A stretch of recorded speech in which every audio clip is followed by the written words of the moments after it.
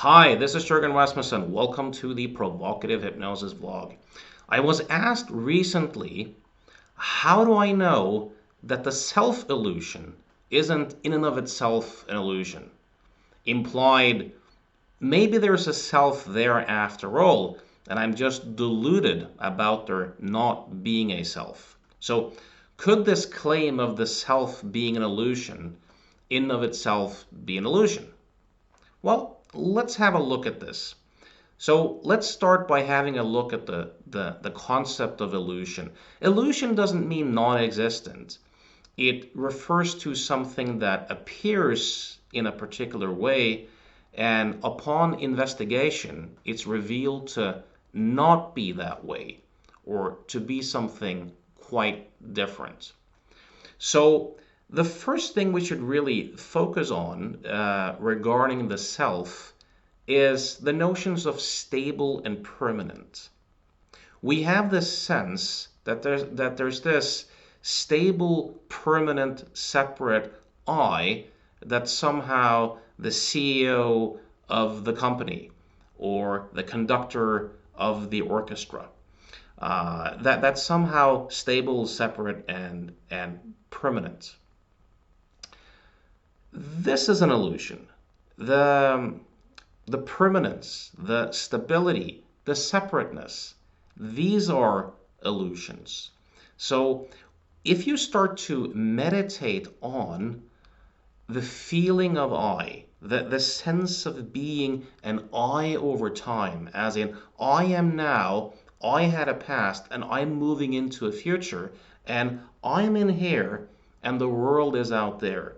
If you start to really meditate on that, you'll see that what you call I is made of subtle images, mental images, self-talk, body sensations, and feelings. It's essentially a collection of thoughts and feelings. And if you really meditate on that thinking, feeling process, you'll see that it's very transitory. It's not permanent. It's not stable. You'll notice that the ingredients of what seems to be a stable, permanent self is itself made out of very transitory, shifting phenomena, thoughts, and feelings. And what you'll notice then is that the self is not a thing. It's not like an entity. It's a process. It's a continuous process of identification with the next thought. There's these I thoughts that occur as kind of filler thoughts between sensory experience, which creates a kind of story of being the initiator of that sensory experience. If you really meditate on it and you really look at it, you'll see that what you call the self is not an entity, it's not a noun, it's not a thing, it's a process. It's a process of selfing. So that's one way in which it is an illusion. It's something that's transitory, it's changing, it's moving, it's a process. What you'll also begin to notice is that there's something to you beyond that collection of thoughts and feelings. So, for example, you may have had the experience of, in the morning, for example, before really waking up in conventional terms, before the story of you starts to rev up with what you have to do and what happened yesterday and what's going on, you may just have this experience of just being, like just being without any thoughts, right? That's prior to thought. And if you start to meditate on the selfing process, you'll notice that the thoughts and feelings can be seen. They can be taken as objects. And anything that you can take as object, you're not fused with per definition. And what you'll also notice is that that fundamental sense of being remains every time that selfing process comes to a halt. Every time some of these thoughts and feelings dissolve and disappear, that which knows the activity, that which is prior to the activity, doesn't dissolve and disappear. And the more that's seen, the more there's a realization that you're not those thoughts and feelings. There's nothing stable or permanent to those thoughts and those feelings. So that's one way to know, to kind of look at it empirically. Something else to consider as well. The meditation teacher Joseph Goldstein often uses this analogy. And that is the analogy of the Big Dipper. Like when you look into the sky, you see the Big Dipper. But is the Big Dipper really there? Or is it an illusion? Meaning, does it really have any existence outside of the thought process that makes it up? You could say, sure, stars seem to be there, right? But this particular pattern that we call the Big Dipper is mind-made. It's made of a thought process where we kind of create a pattern and organize it and go, this is the Big Dipper, right? This is created by thought. In the same way, our storyteller and our mental activity looks for patterns, creates stories. So in the same way that we create the Big Dipper on the outside and seemingly make a thing of it, we have a tendency to do the same thing on the inside. We take a collection of thoughts and feelings that are self-referential, we kind of mark them out and make a thing like self out of it. And this is an illusion. What you'll also be able to see is just how arbitrary what you call self and non-self actually is. So sometimes I will ask my clients, who are you or what are you? And the answers always, come back to their thought process or their feelings or their personality tendencies. They might say, I'm extroverted, I'm very open to experience, or I'm a kind person. Or they might refer to their body, like their physical body. And I'll ask them, are you the sun? Or are you the oxygen? And they usually look at me and they start laughing and they think that I'm some sort of silly new age tree hugging guy, for a moment. And they say, of course not. But if we can take something away and your beingness remains, that shows that whatever we took away is not essential to your beingness. So I have them kind of observe that they don't find a thing like body anywhere. That what they call the body is made of sensations and perceptions, and that there's nothing stable about it whatsoever, and that activity constantly changes and is occurring in awareness or as an expression of awareness. I have them notice the same thing about thoughts, that thoughts themselves are an activity occurring in awareness, arising and dissolving moment by moment, and that whenever these sensations or perceptions or thoughts dissolve, the sense of being doesn't dissolve. So none of this can be essential to who they are. But I asked them to seriously consider if they identify as a body or a mind-body system. Now, what would happen if we took away the oxygen? Or what would happen if we took away the sunlight?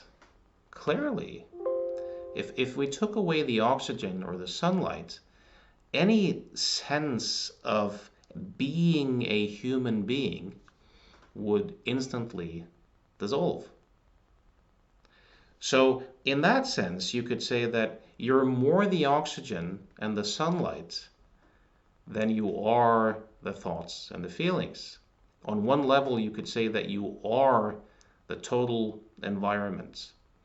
The spiritual teacher Adyashanti often uses a teaching tool where he asks people to think about a tree.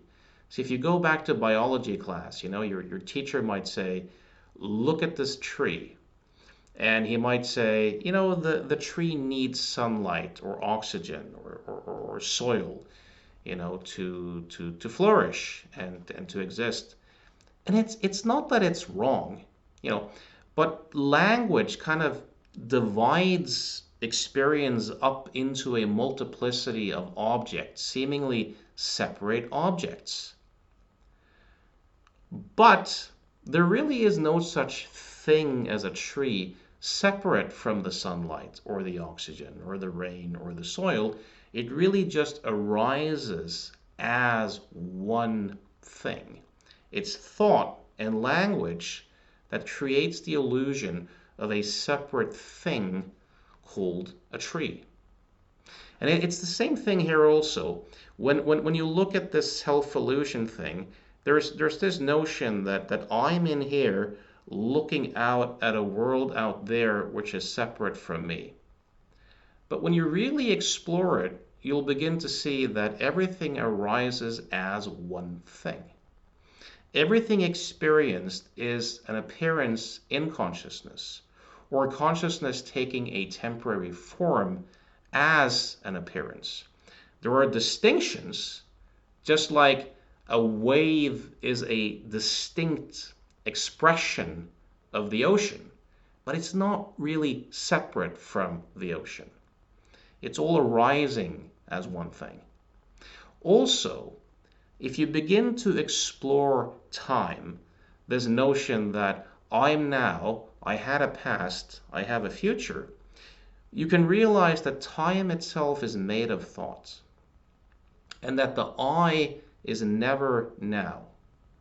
All I thoughts refer to a imagined future or a reconstructed past that per definition is not happening at the moment of thinking it. So these are some pointers as to how you can know that there really is no such thing as a self. There's no stable, permanent entity in there.